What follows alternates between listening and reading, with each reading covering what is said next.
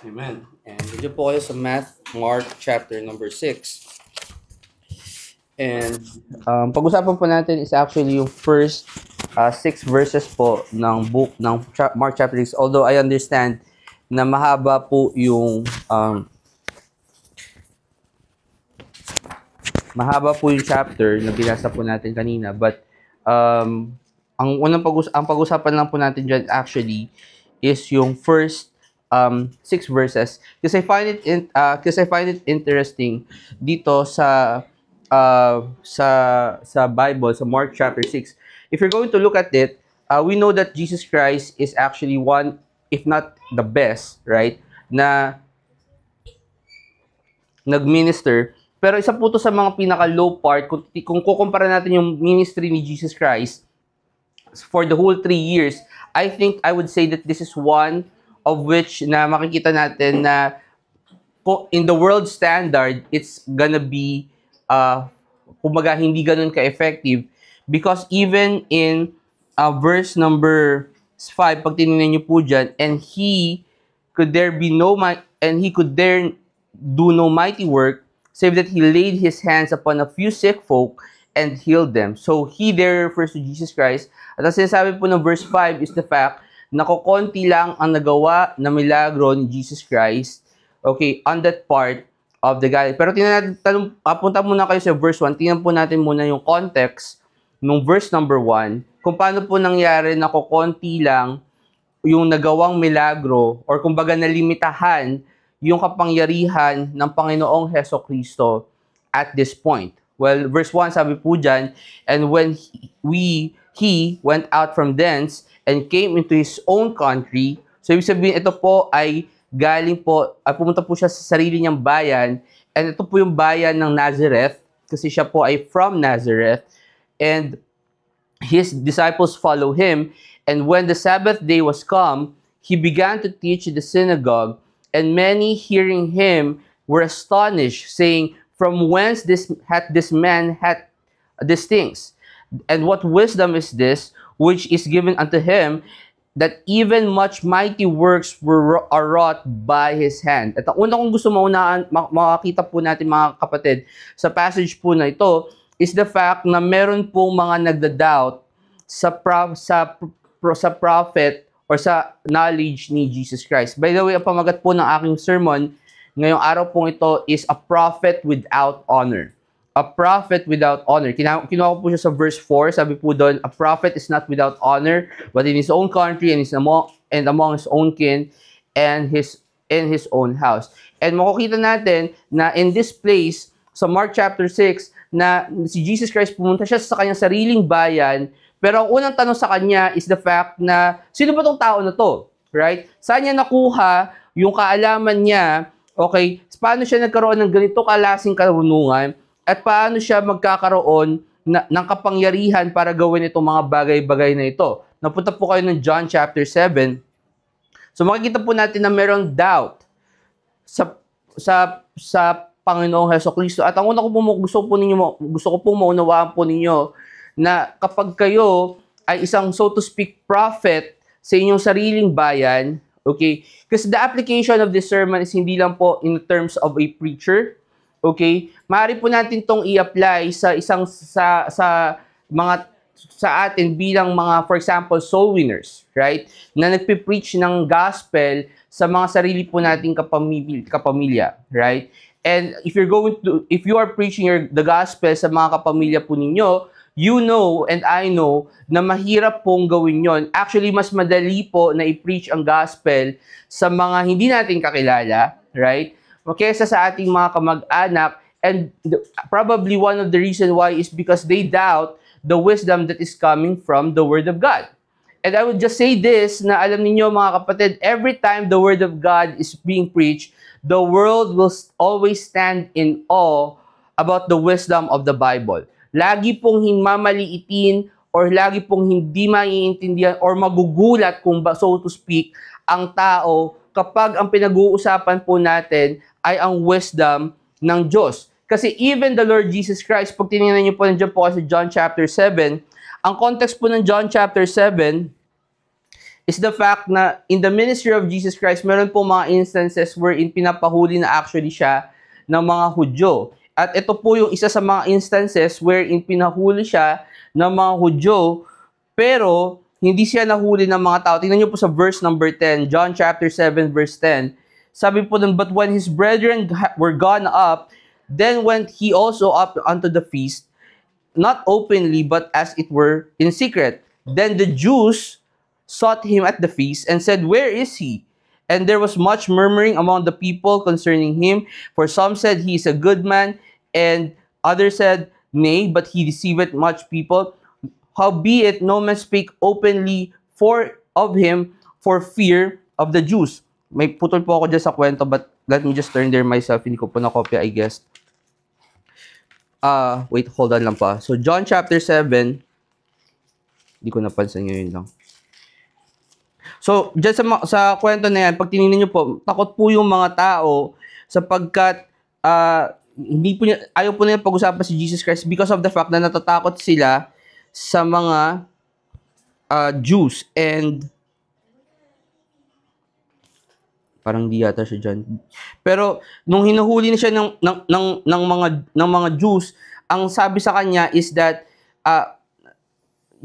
no man speak openly for him. Verse 14. Now about the midst of the feast of the feast, Jesus went up into the temple, and the Jews marveled, saying, how knoweth this man letters, having never learned? So si Jesus Christ nag-open siya, and sinasabi niya sa mga tao na yung salita ng Diyos, nag-preach siya sa salita ng Diyos, and sabi nila, paano nalaman ng tao na to yung kanyang mga katuruan? Go if you would to James chapter 3. James chapter 3. Obviously, nalaman ni Jesus Christ yon because of the fact na siya ang Word of God, right? And every time na nagpipreach si Jesus Christ, mapapansin po ninyo to that He preached with boldness and with wisdom, and people are surprised dahil tingin nila kay Jesus Christ, hindi naman niya kayang malaman yung mga bagay-bagay na to. Di ba? And yung wisdom na nanggagaling sa Panginoon, sinasabi nila kamangha-mangha, they are in awe, and hindi sila makapaniwala, therefore they are putting doubt kung paano ba nakuha ni Jesus Christ yung wisdom. Not knowing that He's basically the fountain of wisdom dahil sa Kanya galing, or siya mismo yung Word of God. Pero makikita natin ang distinction ng wisdom ng Diyos versus wisdom ng tao, kasi ang wisdom ng Diyos apparently talaga hindi siya pwedeng pagkumpara. It's like day and night, right? Nandiyan sa James chapter 3, tingnan niyo po yung verse number 15. James chapter 3 verse 15, sabi po doon, this wisdom descended not from above, but is earthly, sensual, devilish. Ang sinasabi ng Bible na ang wisdom na hindi galing sa taas, hindi galing sa Diyos, number one is earthly. Ano yung earthly? Makamundo. And the reason why hindi po magme-make sense ang wisdom ng tao at ang wisdom ng Diyos sa mundong ito is because of the fact ang pananaw lang ng mundong ito ay hanggang dito lang sa mundong ito. Right? I mean, have you ever talked to, for example, mga tao na close-minded? Di ba? Kapag close-minded ka, ang opinion mo lang is hanggang doon. Hindi mo tinitingnan yung argumento ng kabilang kampo kung tama ba sila or mali sila, or kung ano yung mga point kung ano yung points nila. Pero ang gusto mo lang intindihin is kung ano yung sarili mong pag-unawa dun sa bagay na yon. Okay? And so that's just like yung comparison ng mundo yung wisdom ng mundo sa wisdom ng Diyos, because of the fact ang Diyos nakikita niya lahat ng bagay. All-knowing ang Diyos, samantalang ang mundo kapag tumingin siya sa isang issue or sa isang bagay, ang horizon niya is hanggang dito lang sa mundo, right? Hindi siya lumalampas doon, and so therefore it's worldly, limited, right? Hindi lang yon, it's based on sensual. I don't think na yung sensual dyan is like kung ano yung modern meaning ng sensual, kasi usually pag sinasabing sensual, medyo nire-relate siya sa sex or something like that. Pero yung sensual po dyan, it means na it's based on the senses. So, ibig sabihin yung wisdom na sinasabi ng mundo is only kung ano yung nakikita nila, is only kung ano yung naririnig nila, is only kung ano yung pananaw nila. So for example, what I'm saying is, for example, meron kang wisdom or ang wisdom ng Diyos or ang wisdom ng tao, okay, nag-a-appeal lang siya sa kung ano yung comfortable sa'yo.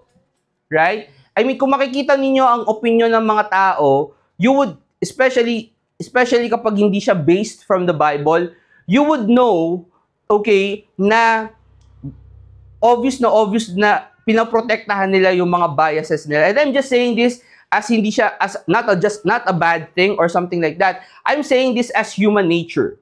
Okay? Na kung ikaw, meron kang kung meron kang preference sa sarili mo, okay, kung meron kang kagustuhan sa sarili mo, normally, ang poprotektahan mo yung bias mo. Okay, bigyan ko kayo ng example para makuha niyo yung pino-point out ko. Okay, siguro naman hindi po lingid sa ating kaalaman.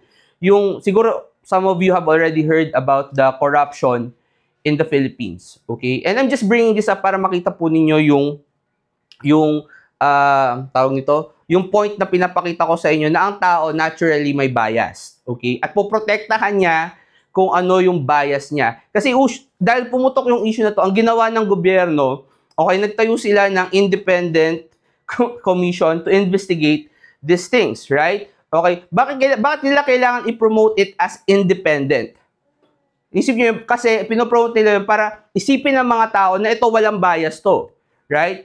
Pero here's the thing, okay, kahit na anong gawin natin, meron magiging bias doon kasi isipin niyo, yung nag-feed ng ebidensya sa kanila galing saan?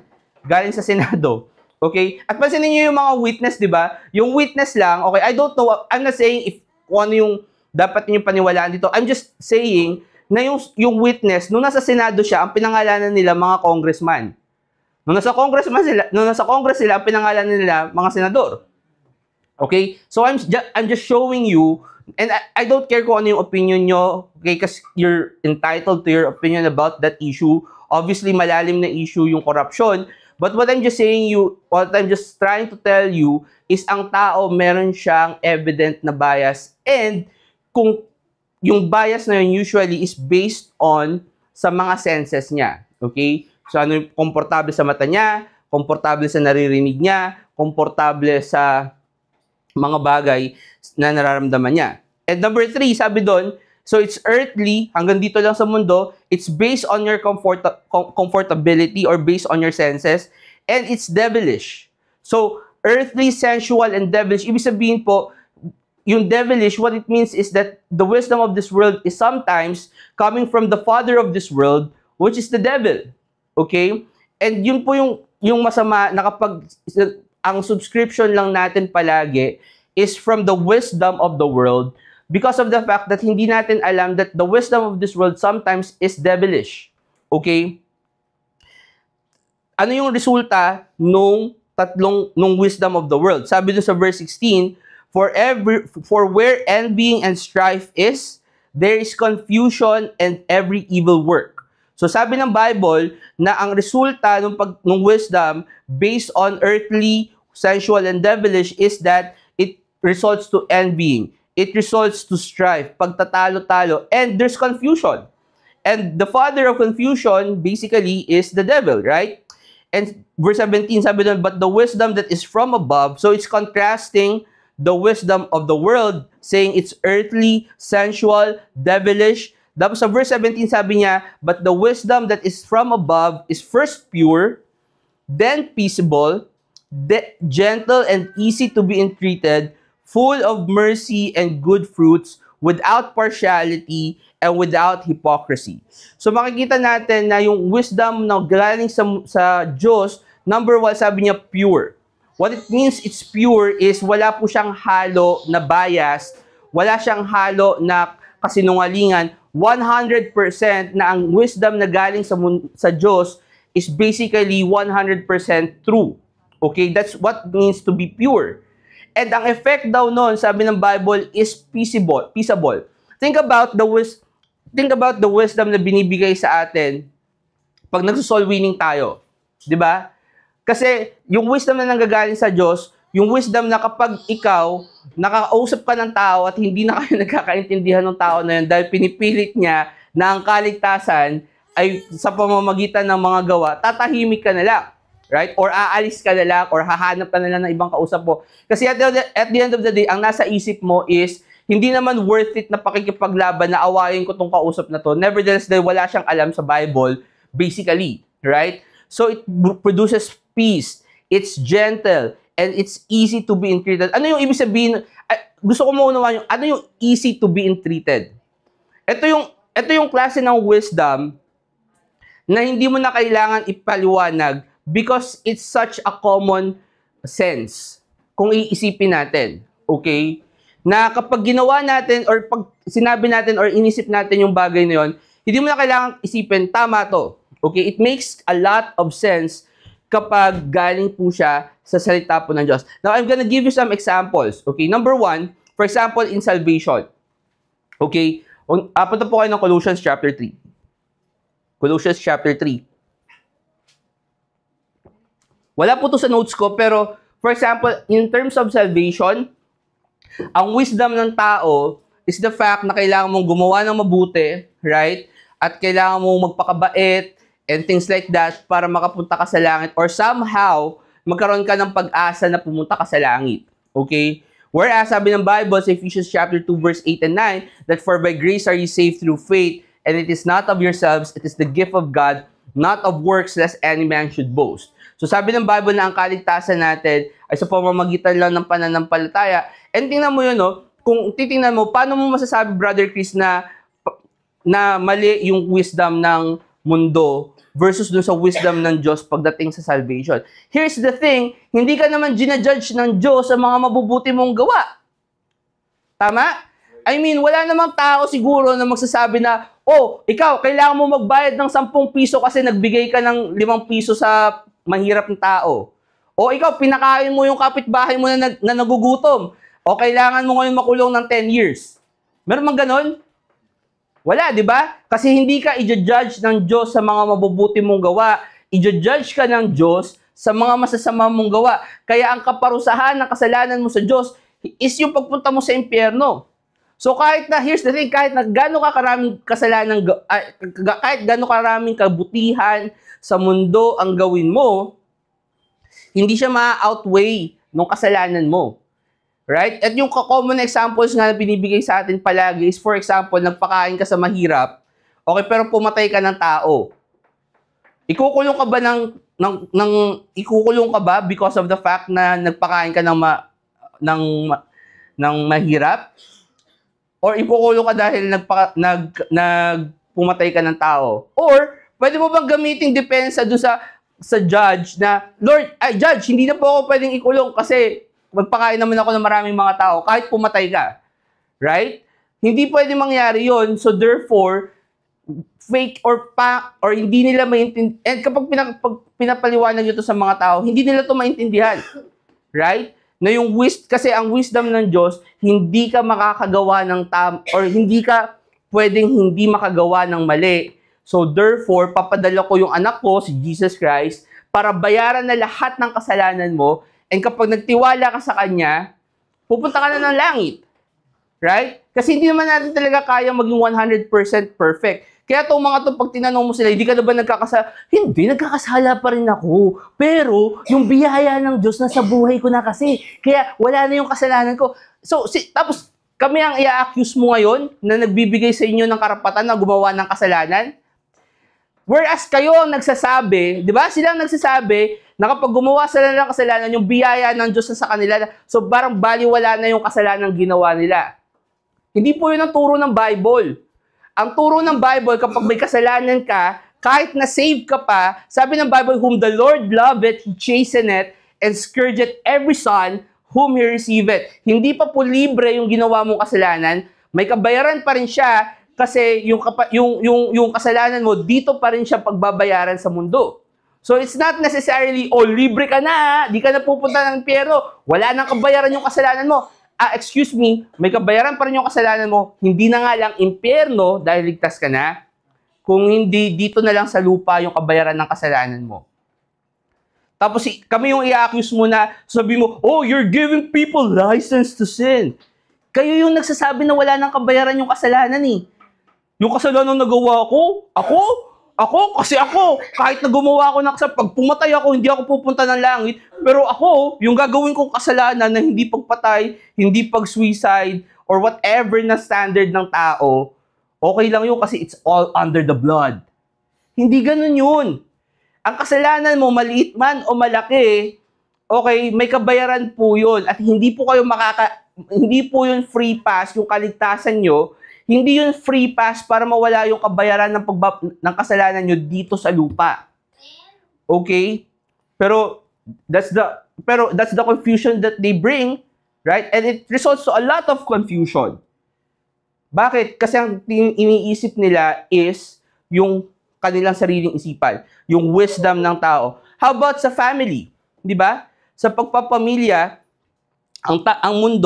ang wisdom ng mundo is the fact na hindi dapat, dapat 50-50 kayo sa bahay. Okay, dapat yung asawang lalaki at saka yung asawang babae, dapat 50-50 sila sa bahay.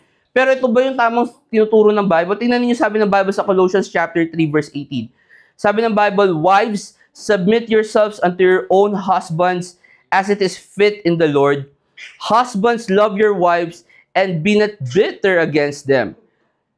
So, tingnan niyo, sinasabi ng Bible na ang wives dapat in submission or in subjection sa kanilang mga asawang lalaki. Okay? Does it look like that is 50-50? Hindi. Dapat ang nasusunod sa bahay, okay, or sa nasusunod sa pamilya is ang lalaki. And sorry, ladies, okay, kung ang tingin ninyo, may karapatan kayo sa desisyon sa bahay, actually wala po. Kung pagbabasehan natin ng Bible, okay, walang karapatan ang babae na magdesisyon para sa pamilya kasi ang kailangan niya lang gawin ay mag-submit sa kagustuhan ng kanyang asawa. Now, here's the thing, uulitin ko po yung structure na to. Mataas pa rin yung Diyos. So, kapag inuutusan kayo ng asawa niyong gumawa ng kasalanan, obviously, wag ninyong susundin yun. Kasi ang susundin ninyo palagi is yung higher power. Sabi ng Bible sa Romans chapter 13, obey higher powers. Okay? So, ang higher power is God, and God is saying that you should submit to your own husband kapag kayo ay mag-asawa na. Okay? Hindi po siya 50-50. Okay? Now, here's the thing. Brother Chris, unfair naman yun sa aming mga babae. Ano yung fairness doon? Ang sabi ng Bible, ang balance po doon sa mga asawang lalaki, love your wives. Okay? Balanse po yun ng Diyos na inuutusan niya yung mga lalaki na mahalin niyo yung mga asawa ninyo. But at the same time, yung mga asawa na babae, kailangan yung sundin in any matters ang inyong asawang lalaki. Okay? Kasi ang trabaho po nung lalaki, mahalin kayo. Okay? Yun yung balancing act doon. Hindi yung bibigyan kanya ng karapatan na mag-decide. Now, here's the thing. Sa bahay po namin, honestly, binibigyan ko ng karapatan ang asawa ko mag-desisyon. Talaga, akala ba, Brother Chris, bawal?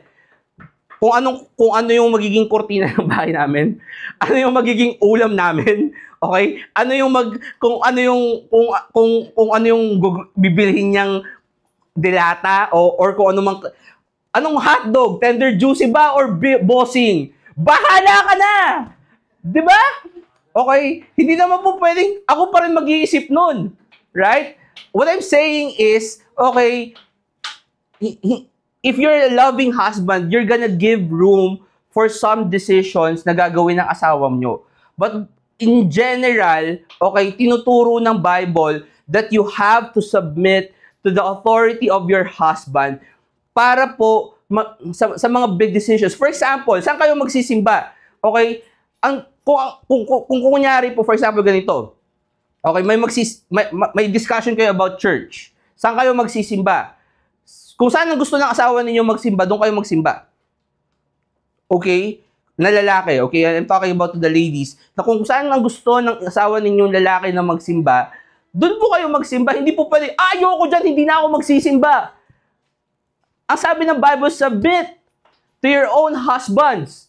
Okay? Kaya gusto mo, ngayon here's the thing. Kung ikaw asawang babae at kung ayaw ng asawa mo magsimba doon sa simbahan, hindi rin kayo magsisimba doon.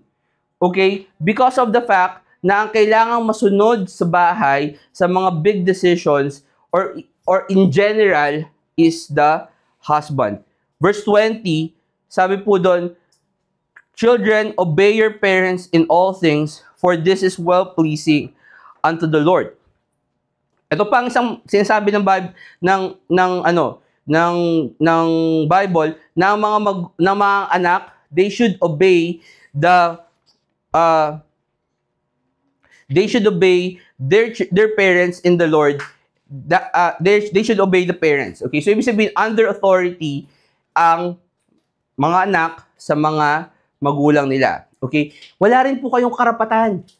Ibig sabihin po ganito, sa mga bata, hangga't sumasandok po kayo ng kanin sa kaldero na sinain ng nanay nyo, na binili ng tatay ninyo, wala kang karapatang magreklamo. Okay? Si Papa naman kasi di ako pinagbibigyan, wala kang karapatang magreklamo. Because you are supposed to be under subjection sa rules ng nanay at ng tatay nyo.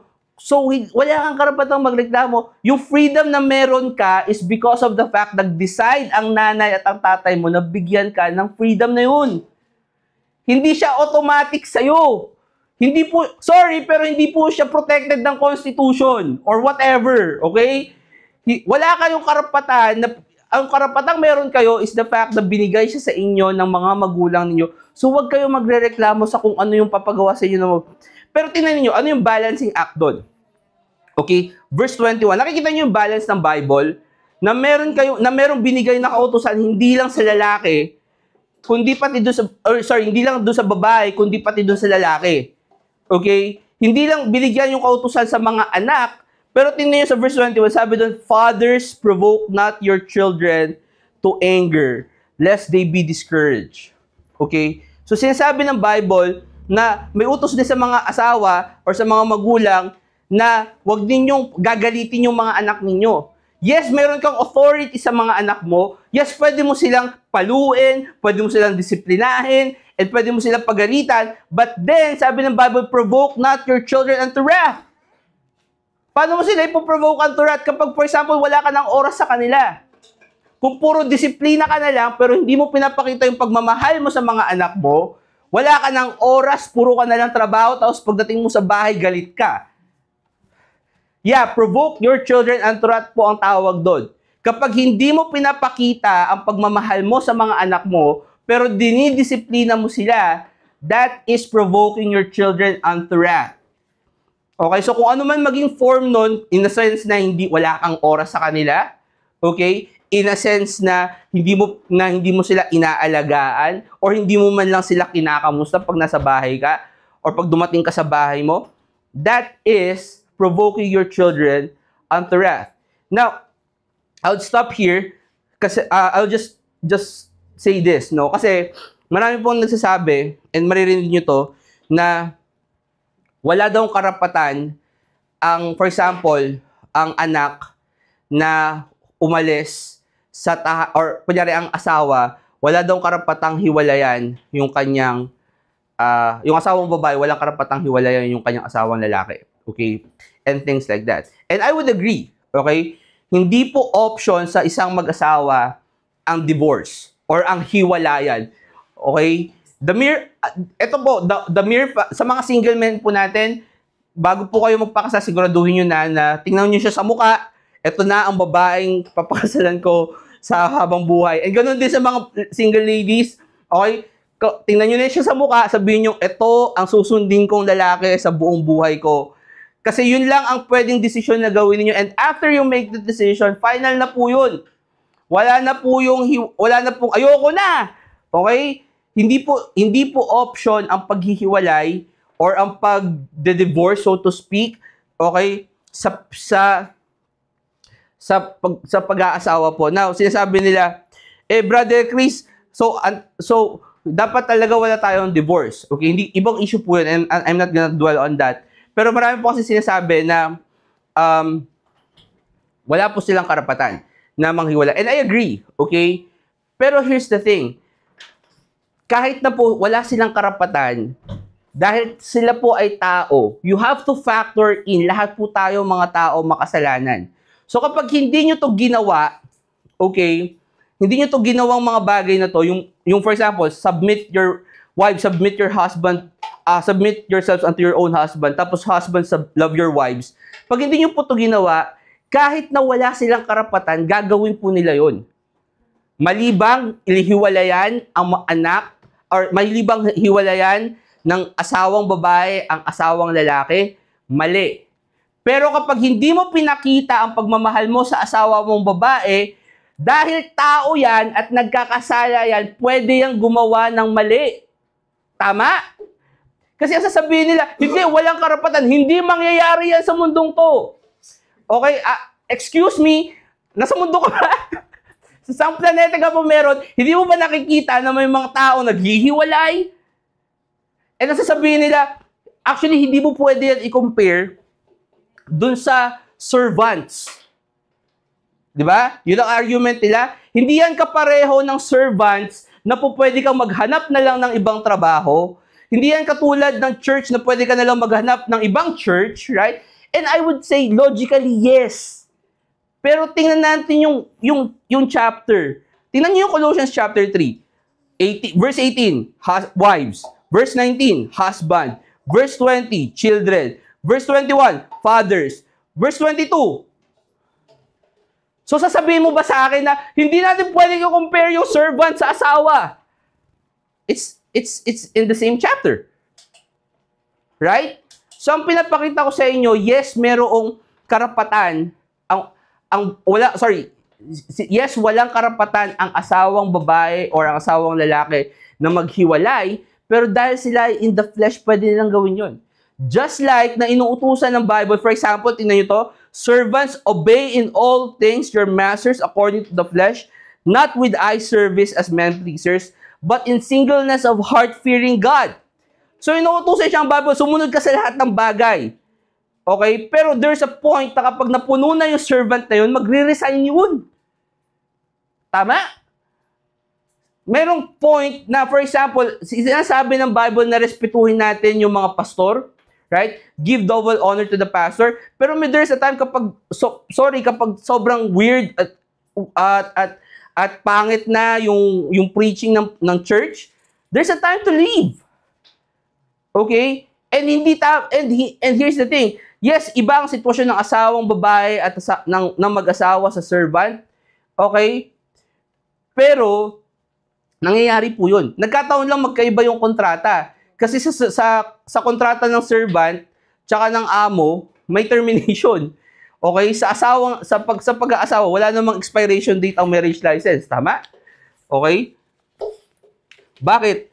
Kasi po iba ang pananaw ng mundo sa pananaw ng Diyos. Nakikita natin sinasabi ng tao, kailangan, and here's the thing, sa servants, di ba?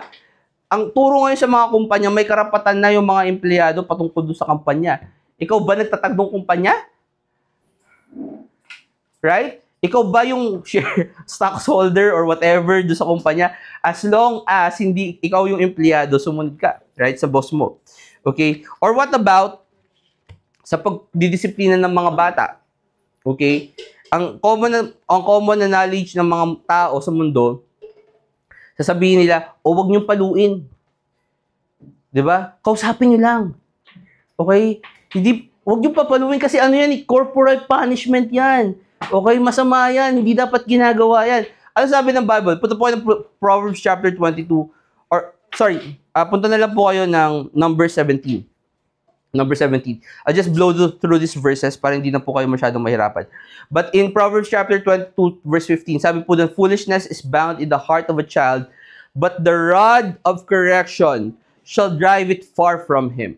So, sabi ng Bible na in terms of disciplining the kids or yung mga anak po natin, okay, foolishness is bound in the heart of the child, but the rod of correction. Kailangan po merong rod or pamalo, okay, na meron po ang bata. Ibig sabihin, legit na dapat pinapalo po natin yung mga bata. Now, I would say this, para clear lang po.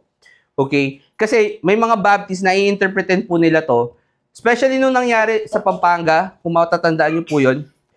Ang opinion ko po dun sa Pampanga na yun, the reason why I think it's super weird at mali po yung approach nila is because sinasabi nila na train up a child in a way he should go, and when he's old, he will not depart from it. Tama po yun, okay? Tapos sinasabi nila na kailangan paluin yung bata and things like that. Tama po yun.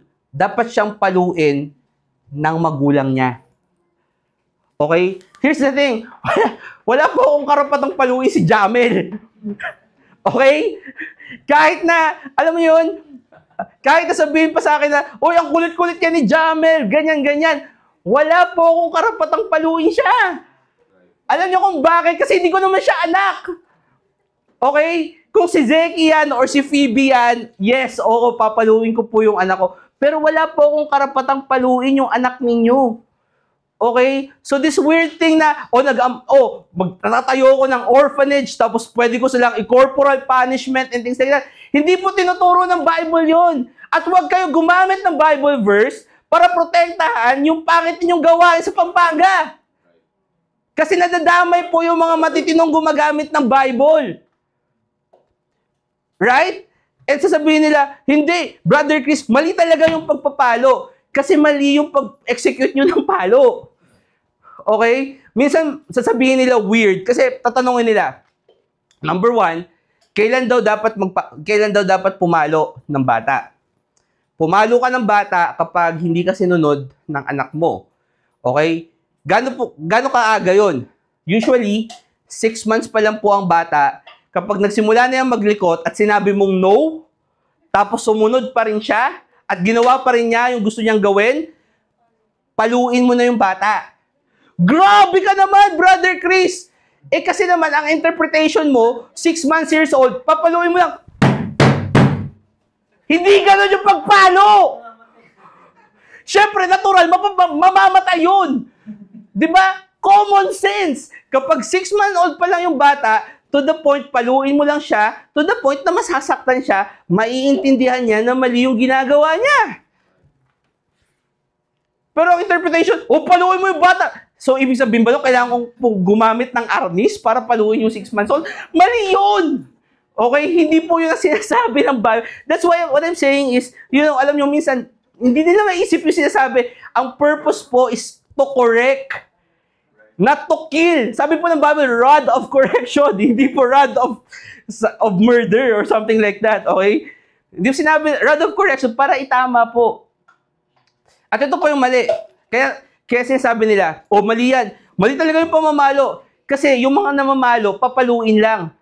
Di ba? Papaluin, bam, bam, bam! Tapos balance sila sa buhay nila. No explanation, right? Kung bakit mali yung ginawa, and things like that. Kapag mamamalo po kayo, okay, paliwanag nyo naman kung bakit nyo siya pinahalo. Di ba? Kasi syempre, bata yan eh. Ang problema sa society natin ngayon, sabihin nila, paluin mo yung bata, pinalo, bam, bam, bam, wala na, tapos na. Hindi pinaliwanag kung bakit mali. Dapat ipaliwanag din nyo kung bakit siya nagkamali. Ano yung maling ginawa niya, bakit siya nakakuha ng palo. Para next time, hindi niya na uulitin yun. Okay? Tapos, here's the thing. Meron pong binigay ang Diyos na parte ng katawan po ng tao na kapag pinalo mo, sobrang sakit. Okay? Pero hindi po siya makakapag-injured. Okay? Example, yung likod po natin, yung puwet. Okay? Another thing, palad. Di ba? Pag pinalo ka dito, masakit. Pero hindi ka naman may injure siguro pag dito ka, unless paluin ka ng 2x2 or something like that. Okay, uulitin ko. According lang po sa pagkokorek, hindi po para pilayan or something like that ang purpose po ng pagpapalo. So may mga parte ng bahagi na tao na po pwede ninyong paluin. Hindi po yung bubugbugin. Di ba? Kahit saang lugar. Hindi po sinabi na paluin kahit saang lugar.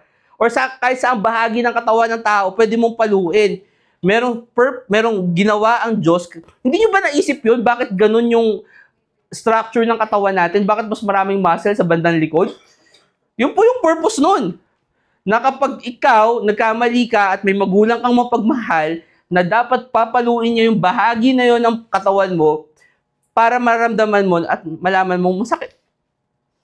Pero sasabihin ng mga tao, hindi, mali yung pagpapalo. The world doesn't understand kung ano ang tama or ang mali. So, tas sasabihin niyo, hindi dapat kumuha tayo ng advice sa mga maling tao, sa mundo. Ewan ko sa inyo. Hindi nga nila alam yung gender nila, right? Leviticus 20:13. If a man also lie with mankind as he lied with a woman, both of them have committed abomination, they shall surely be put to death, their blood shall be upon them. Simple lang yun, kasalanan. Okay, kapag ang isang lalaki nakisama sa isang kapwa niya lalaki na para bang nakikipagsama siya sa isang babae, sabi ng Bible, yon ay abominasyon. Yon ay karumal-dumal, hindi dapat ginagawa. It's not just a sin. At sabi ng Bible, they should be put to death. Amen. Masama ang death penalty, Brother Chris. Tsaka hindi siya effective. Alam mo ba yun? Sasabihin nila, hindi naman effective ang death penalty. Kasi mali yung pag-execute ninyo. Diba? Paano sila mag-execute ng death penalty? Lethal injection. Pahihigain mo yung akusado, lalasunin mo hanggang sa mamatay siya. Sino ba namang halang ang kaluluwa ang matatakot dun? Diba? Halang na nga yung kaluluwa ng tao, okay, reprobate na nga, hindi matatakot yung dun. Kaya hindi siya effective. Anong suggestion ng Bible? Stone them with stones. Diba? Ang sasabihin ng mundo, barbaric. Hindi barbaric yan. Pero hindi nyo ba alam na kapag pinakita ninyo kung paano ine-execute yung mga kriminal na to, by stoning them by stones, sa tingin nyo ba, mauulit pa sila nung may kriminal pang uulit? At gagawin yung ginawa nila? Think about it. So, kung ako tatanungin, ano yung mas magandang punishment? I mean, the Bible is correct. Stone them with stones. Kasi ang wisdom ng tao ay hindi kapareho ng wisdom ng Diyos. Brother Chris, paano mo ipapaliwanag yung mga nasangkot sa, yung mga napagbintangan lang? Paano kapag napagbintangan sila tapos napatay sila? Hindi nyo ba alam na sa Bible, kapag nambintang ka, tapos na-persecute or na-sentence yung pinagbintangan mo, tapos napatunayang ng bintang ka lang, mapupunta sa'yo yung punishment, di ba? Sabi ng Bible yun. And here's the thing, kung ikaw bigla ka nag-akusa sa isang tao ng walang basihan, and namatay yung tao na yun due to death penalty, ikaw din death penalty ka. So question, kung gagawin ng Pilipinas ng bansa yun, sa tingin nyo meron pa bang tao na mag-aakusa ng walang basihan? I mean, perfect po ang wisdom ng Diyos. And kapag pinipreach po natin ang wisdom ng Diyos, okay, the world would stand in awe sa, hindi sila saan ba nila nakuha yung wisdom na yan? Bakit hindi sila naniniwala sa vaccines? Kasi sabi ng Bible, wag mong lalagyan ng lason yung katawan mo. Right? Hindi. Scientifically proven. Kahit na. Okay? The wisdom of the Bible is still at far the best compared sa wisdom ng mundo. Pero, Brother Chris, kung ikaw bago kang preacher, alam niyo, mahirap po talagang patunayan sa mga tao na tama ang Bible. So, anong dapat nating gawin? Well, nandiyan po kayo sa Numbers chapter 17. And I think na isa po sa mga importanteng, ang context po nung Numbers chapter 17 is this is the decision patungkol po doon kay Korah. Kung kilala niyo po si Korah, siya po yung isa sa mga nag-rebel against sa Diyos, against kay Moses in the wilderness. And ang sabi niya, ang solusyon ng Diyos para patunayan na legit si Aaron at saka si Moses is, sabi niya, kumuha kayo ng rod, okay, or ng staff, kada isang tribe, okay? Tingnan niyo po sa verse 1, sabi po doon, and the Lord spake unto Moses, saying, Speak unto the children of Israel, and take of every one of them a rod according to the house of their fathers, of all their princes according to the house of their fathers 12 rods, write thou every man's name upon his rod. And thou shalt write Aaron's name upon the rod of Levi, and For one rod shall be for the head of the house of their fathers, and thou shalt lay them up in the tabernacle of the congregation before the testimony, where I will meet you with you. And it shall came to pass that a man's rod, whom I shall choose, shall blossom, and I will make to cease from me the murmurings of the children of Israel, whereby they murmur against you. So ano yung sinasabi ng Bible dito? Na yung rod na magbo-blossom, and to cut the story short, ang nag-bloom po na blossom doon, or ang rod na nag-bloom po doon, is yung rod po ni Aaron. Okay? And I think importante pong dapat nating maunawaan, especially as Christians na nagso-soul winning, na gusto po nating ma-win ang atin pong mga kamag-anak na nagda-doubt sa ating sa wisdom na nanggagaling sa Bible. Okay, na dapat po natin na let's wait for the rod to bloom, so to speak. Na ang Diyos po ang magbibigay ng pagkakataon sa. I always think of the verse dun sa Joshua, that sabi ng Bible that that the Lord magnified Joshua. Okay? Dadating ang punto na magbibigay ang Diyos ng pagkakataon na makikita ng mga tao yung wisdom na nagbibigay sa iyo, na ibinibigay sa inyo ng Diyos, ay nag-bloom. Okay? And I think one way na pwede natin gawin yon is sabi ng Bible sa 1 Timothy chapter 4, balik po ng Mark chapter 6. 1 Timothy chapter, sabi po ng Bible sa 1 Timothy chapter 4 verse 12, let no man despise the youth, but be thou an example of the believers in word, in conversation, in charity, in spirit, in faith, in purity. So ano sabi ng Bible? Na wag daw po tayong dapat na hayaan na alipustahin tayo just because na tayo ay bata, okay? I mean, sinasabi niya to kay Timothy, but sabi niya that we should be an example to the believers. Not just in words, sabi niya in word, in conversation, in charity, in spirit, in faith, in purity. So point number 1, nakita po natin na nag-doubt sila sa Panginoong Hesus-Kristo. And we as preachers or preachers of the gospel, and kami po as preachers, sometimes merong opportunity or merong pagkakataon that people doubt. Saan niya ba natutunan yung mga ganong klaseng bagay? Sa Bible, right? And hindi nila tayo, and because of that, they despised yung preacher. Tingnan niyo po sabi ng Bible sa verse number 3, Mark chapter 6 verse 3. So sabi nila, kinwestiyon nila si Jesus Christ. Sabi nila, paano niya ba nakuha tong mga bagay na to? Sabi sa verse 3, is not this the carpenter, the son of Mary, and the brother of James and Joseph and of Judah and of Simon, and are not his sisters here with us? And they were offended at him. So ang resort is, hindi ko alam kung saan nila ito nakuha. Pero, teka lang, di ba? Siya lang yung karpintero, siya lang yung anak ni Mary, tsaka, di ba yung mga kapatid niyang babae kasama natin?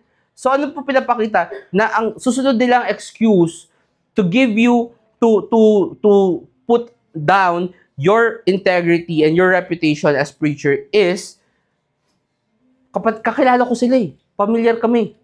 Bakit ganun siya? Dati, kilala ko siya, kapatid lang siya eh. And I just tell this, they're being a respecter of person.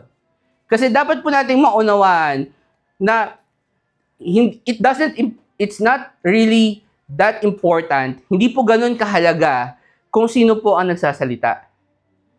Okay? Now, I agree. Human nature, okay, na minsan mas nakikinig tayo sa mga tao mas popular, mas magaling, and things like that. Pero, in reality, sa katotohanan lang po, hindi po siya dapat nagmamatter kung sino ang nagsasalita. Okay? Bigyan ko yung example. Okay?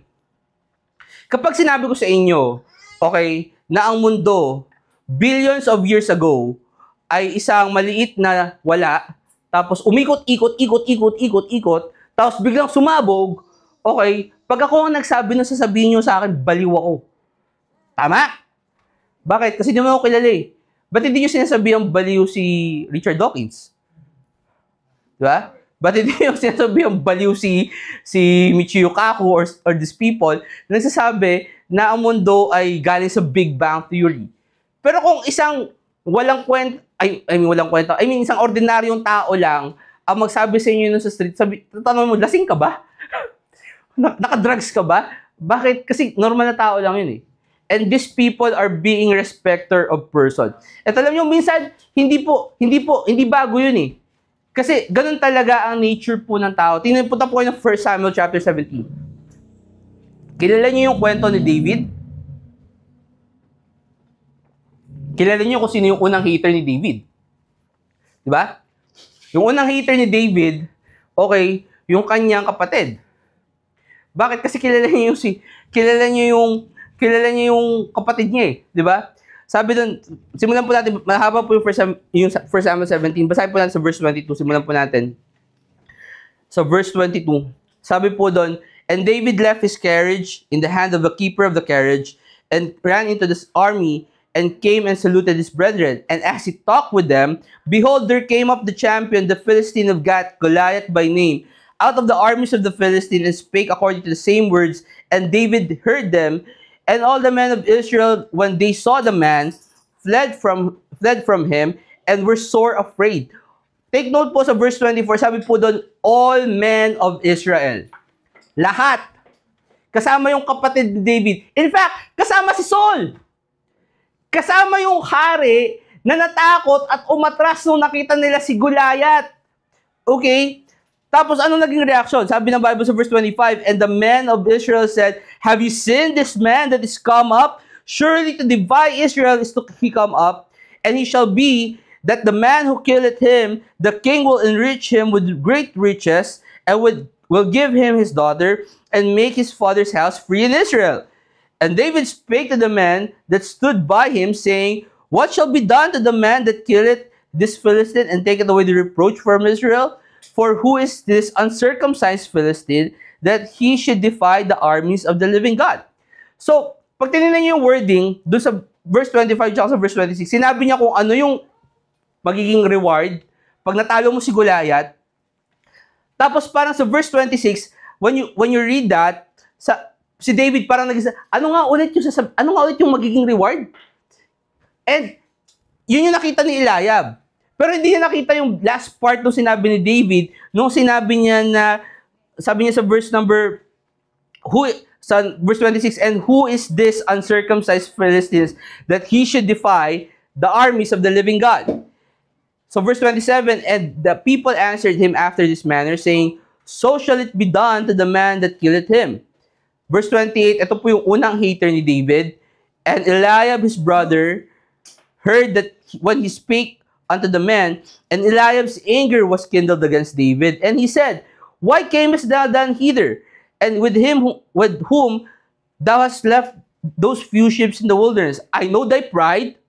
Diba? Yun lagi sasabihin sa atin eh. Alam ko nang kilala kita eh, dati ganito ka dati. Right? Kaya minsan mahirap talagang kausap or mahirap share ng gospel yung mga tao mas nakakakilala sa atin before tayo ma-save. Right?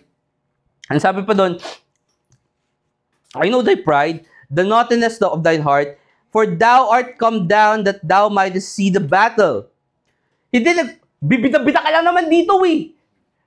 Yun ang sinasabi ni Eliab, bida-bida ka. Okay? Kaya ka lang naman pumunta dito para gusto mo makita yung labanan para magpabida-bida ka. Pero itong question ko, pagpalagay na natin nagbibida-bida si David. Anong sabi ni David sa verse number 29? "And David said, What have I now done?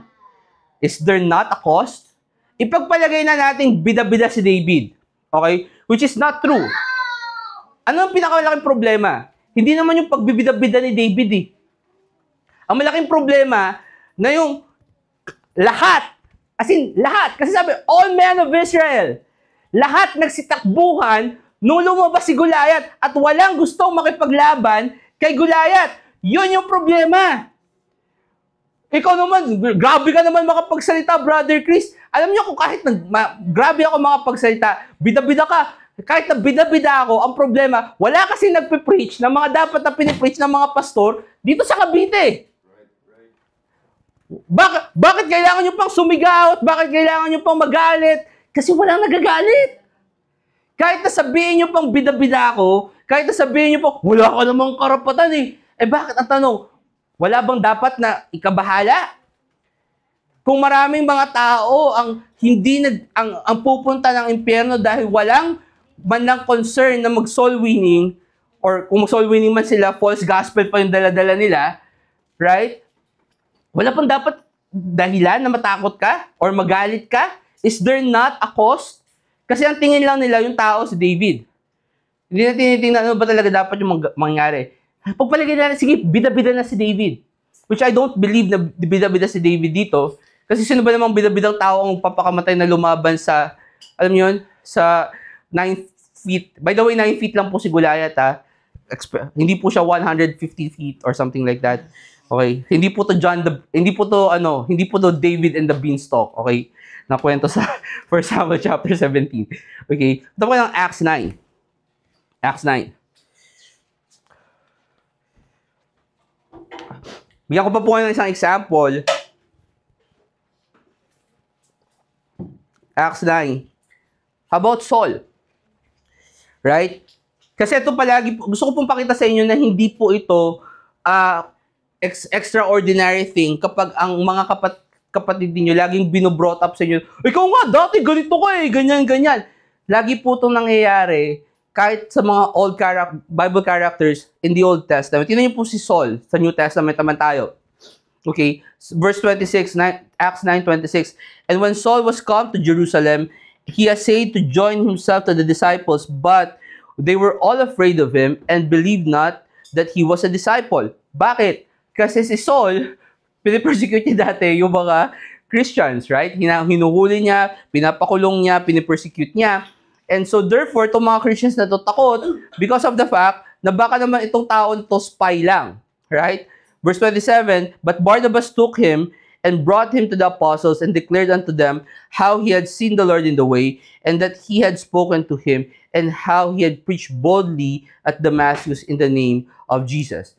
Until merong Barnabas. And alam nyo, dapat makita natin yung importance na sa church, dapat meron pong Barnabas na magbibigay ng consolation, na magbi-break even, magiging peacekeeper, right? Na kung itong tao na to, na si Saul, for example, hindi siya tinanggap ng mga Christians, so at this point, well, obviously, walang magiging Apostle Paul, right? But because of merong Barnabas na tumulong sa kanya and things like that, you know, naging isang successful Christian siya. And verse 28, and he was with them coming in and going out at Jerusalem. Okay, punta po kayo ng 1 Thessalonians chapter number 5. 1 Thessalonians chapter 5. Ano po yung gusto ko po makita po ninyo? Minsan, regardless po dapat kung sino po ang nagsasabi, dapat maunawaan po natin na ang mas mahalaga po is yung mensahe. Mas mahalaga po yung gawain. Mas mahalaga po yung mga bagay na inibinigay po sa atin ng Bible, irregardless kung sino man or ano ang nagpipreach ng katotohanan. Okay? Kasi, you know, as I have said, normal sa tao na magkaroon ng bias. Okay, hindi ko po kinakailayon. But at the same time, okay, dapat din po nating maunawaan na hindi po importante kung sino ang nagsasabi. Ang importante po is yung katotohanan. Because there's, I don't know, merong mentality, okay? Hindi naman siguro, I don't think na masama itong mentality unless you take it overboard, na parang ina-idolize mo na yung isang tao na parang hindi na siya magkakamali. Okay? Because, here's the thing, okay? Ano ba yung difference na sinabi ng isang pastor na salvation is by grace through faith, tapos yung isang pastor, salvation by grace through faith din? Alam nyo kung anong difference lang nun? Yung isa masikat, yung isa hindi. But it's the same message. So kung for example, meron dalawang pastor na mag-disagree, okay, tapos ikaw makikisaw-saw ka doon sa pinag-aawayan nila na wala ka namang kinalaman, like, why? Bakit? Okay? It's not about the person, it's about the message. So kung yung parehong mensahe naman, in general, ang pinapalabas nila, at pareho silang salvation, saved by faith through grace, pareho silang kinukuha yung doktrina from the King James Bible, then support that man of God. Regardless kung sino man siya. Okay? Kasi, I don't know, hindi pa naman nangyayari to sa atin kasi syempre ako pa lang naman yung preacher ninyo dito, okay? Mag-isa lang naman ako nag-preach. Kita ko once a month lang ang service natin dito. Pero minsan kasi, at alam ko naman galing kayo sa ibang Baptist churches, makikita nyo to. Na minsan pag wala yung pastor, hindi na natin yung membro. Diba? Bakit? Hindi naman si pastor yung magpipreach eh. Teka lang, yung magpipreach ba hindi yung word of God yung gamit? Diba? Unless hindi yung word of God yung gamit, okay, sige, pwede kang sigurong wag magsimba. Pero kung pastor ang hindi man ang magpe-preach, kung galing pa rin sa Bible yon, makinig pa rin kayo. Okay? Bigyan ko example. Lahat tayo, meron tayong kumbaga, preference of preaching. Ako, honestly, ang preference ko, yung mga sumisigaw. Kasi minsan, kasi sa academics po kasi, pag may seminar, di ba?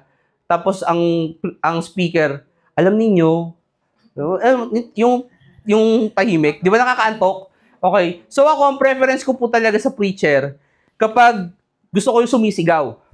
Okay, para nagigising ako. Okay. And by the way, required po ng Bible yun. Sabi ng Bible, cry aloud, spare not, lift up thy voice like a trumpet and things like that. Pero hindi po lahat ng preacher gano'n. Okay?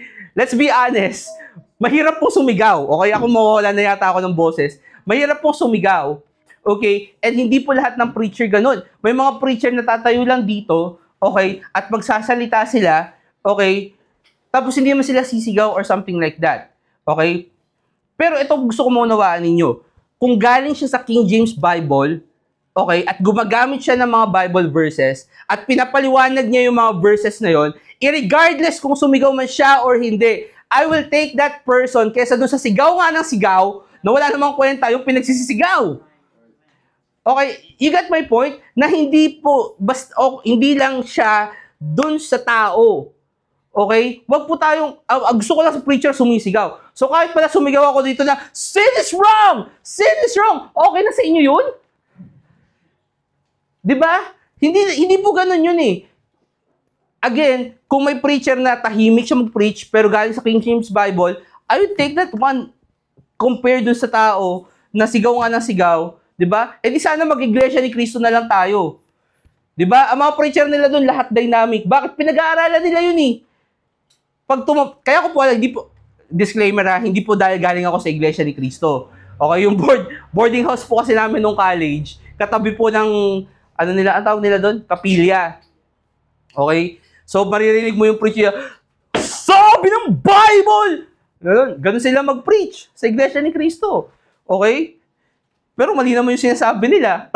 Sabi ng Bible, tao lang si Cristo! Oo, sabi ng Bible yun. Pero sabi din ng Bible, Diyos si Cristo. Okay?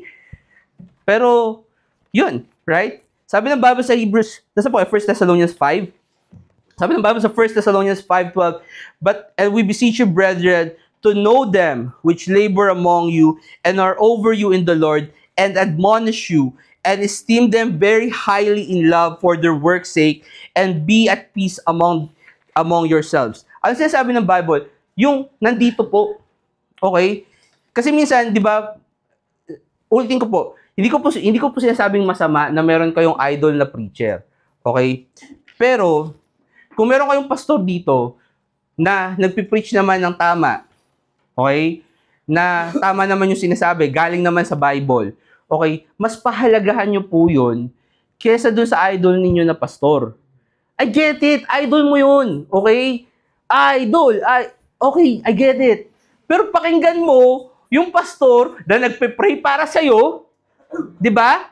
Na tumutulong sa'yo, na nag-aalaga sa'yo spiritually, kasi yung pastor na idol mo na nasa kabilang ibayo ng mundo, hindi ka naman pinagpe-pray nun. Malamang hindi ka kakilala niya eh. Di ba? Maraming mga tao sasabihin na, hindi, makikinig na lang ako sa internet kasi mas okay. Yung mga preacher dito sa Pilipinas, wala namang kwenta. I agree kasi dahil karamihan naman sa preacher sa Pilipinas, repent of your sins, right? I agree. Pero kung for example, ang preacher mo, nagpipreach naman ng totoo, I mean, kahit hindi ka na makinig dun. At alam nyo, may malaking problema ka sa utak. Sasabihin ko na po to sa inyo. may malaki kang problema sa utak, kung sa tingin mo na ang pwede lang mag-rebuke sa'yo is yung pastor na nasa kabilang ibayo ng mundo. I mean, umupo po ako sa preaching. Here's the thing, okay? Umupo po ako sa preaching ng isang pastor for 2 years or so na hindi safe. Okay? And may kasabihan po tayo, kahit po ang sirang orasan, at least minsan 2 beses sa isang araw, tama siya. Right? Okay? Hindi ko sinasabing umupo kayo sa simbahan na mali ang preacher or something like that. But what I'm saying is masyado nang mali ang mentality mo kung ang isang preacher lang ang makakapag-preach sa'yo and sabi mo, siya lang susundin ko, siya lang paniniwala ako. Baka may mali na sa utak mo. Okay? Kasi hindi po yun ang tinuturo ng Bible. Masyado na daw mahaba yung preaching ko. Last na po tayo, punta po tayo Mark 6. Mark chapter 6. I know medyo mahaba po yung sermon. Pasensya na po. Mark 6. Tapusin po natin ito. Pero gusto ko pong unawaan po ninyo, yung suporta po kasi ninyo, it boils down kung gaano po kalaki yung magagawa po ng church or ng prophet na yon sa isang lugar. Kasi si Jesus Christ nga eh.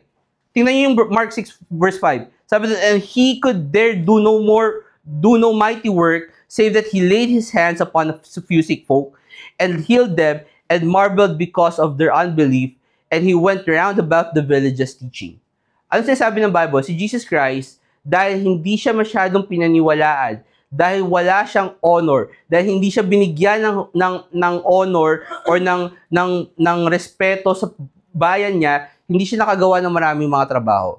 And what I'm saying is, the reason why it's important na suportahan nyo yung local church ninyo, yung suportahan nyo yung local preacher ninyo, is because of the fact na sa inyo actually, na bahagi kayo, or bahagi kayo doon sa success na gagawin ng pastor na yun. Okay? Because here's the thing, hindi ko sinasabi na kasalanan lang ng miyembro. Kung ang pastor ay, alam mo yun, hindi naman talaga nagpipreach na maayos, okay, at nag-fail siya, kasalanan niya yun. Pero sinasabi ko, na kapag ang preach, na may part din ang mga members sa ministry, sa success ng ministry ng isang church. Okay? Bigyan ko ng example sa church natin, sa Verity Baptist Church Manila. Hindi lang naman si Pastor Stocky ang natutuwa kapag mas-successful ang ministry? Tayo din. At bakit naging successful ang ministry ni Pastor Stocky? Dahil lang ba kay Pastor Stocky? Hindi. Because of maraming mga tao sa Verity Baptist Church na tumutulong sa kanya. But last, please, pupunta kayo ng Philippians chapter 4. Philippians chapter 4. Tingnan niyo po ito. Bigyan ko lang kayo ng isang example kay Paul. Sabi po niya sa Philippians 4 verse 10, for I rejoice in the Lord greatly, and thou at the last your care for me hath flourished again, wherein ye are also careful, but ye lack opportunity. Not that I speak in respect of want, but I have learned in whatsoever state I am therewith to be content. I know how to be abased, and I know how to abound. Everywhere and in all things I am instructed both to be full and to be hungry, both to abound and to suffer need. I can do all things through Christ which strengtheneth me. Notwithstanding, okay, so ito po si Apostol Pablo, sinasabihan niya itong mga Philippians na sila po ay patuloy na sumusuporta sa kanyang ministry. At ngayon po, humihiling siya, not because na sinasabi ni Apostol Pablo na gusto ko lang yumaman. In fact, sabi niya, I can do all things through Christ which strengthened me. Notwithstanding, verse 40, notwithstanding ye have well done, and ye did communicate with my affliction. And now ye Philippians know also that in the beginning of the gospel, when I departed from Macedonia, no church communicated with me as concerning giving and receiving, but ye only. For even in Thessalonica ye sent once and again unto my necessity, not because I desire a gift, but I desire fruit that may abound to your account. Ang sinasabi ng Apostol Pablo na itong mga taga-Thessalonica itong mga Philippians, nagbigay sila financially kay Apostol Pablo to support his ministry dahil na ninyo. And anong resulta doon? Naging successful si Apostle Paul. And ang sinabi ng Bible sa verse number 17, na yung na-win ni Apostle Paul bahagi doon yung mga taga-Philippians because they are part of the work. Okay? And gusto ko maunawaan po ninyo mga kapatid that, you have to believe and you have to support. Dito, in this case, pera po yung pinag-uusapan. Okay? Nagbigay siya ng regalo and things like that. Number one, hindi po ako nangingi ng pera. Hindi po nangingi si Pastor sa akin ng pera. Okay? Pero sinasabi ko po sa inyo is that you yourself should support your local preacher, your local pastor, your local ministry. Kasi bahagi po kayo ng gawain at ng ikakasuccess ng ministry po natin. Let's pray, dear Heavenly Father, Lord, maraming salamat pa sa araw pong ito. We pray, Lord God, na sa haba po ng mensahe, Panginoon, we were able to pick one or few things, Panginoon, na pwede po namin i-apply sa aming pong buhay. I know, Lord God, na medyo mahaba po yung sermon, but we pray, Lord God, na kayo nga po, Panginoon, ang mag-bless po nito. Kayo po, Lord God, ang magturo po sa amin, Panginoon, ng mga bagay, Panginoon, at i-apply po namin ito sa amin po mga buhay, Panginoon. We pray na kayo nga rin ang mag-bless ng fellowship po namin. Gayon din po, Panginoon, ang mga awitan, ang soul winning mamayang hapon, Panginoon. We also pray, Lord God, para sa amin po again, sa mga kapatiran po namin may mga karamdaman, kina Sister Red, Panginoon, at iba po pong mga kapatiran na amin pong na may mga karamdaman ngayong araw. Kayo nga po, Panginoon, ang magpagaling po sa kanila. We hope na makasama po namin sila next service, Panginoon, and all the things we ask in Christ's most precious name we pray. Amen.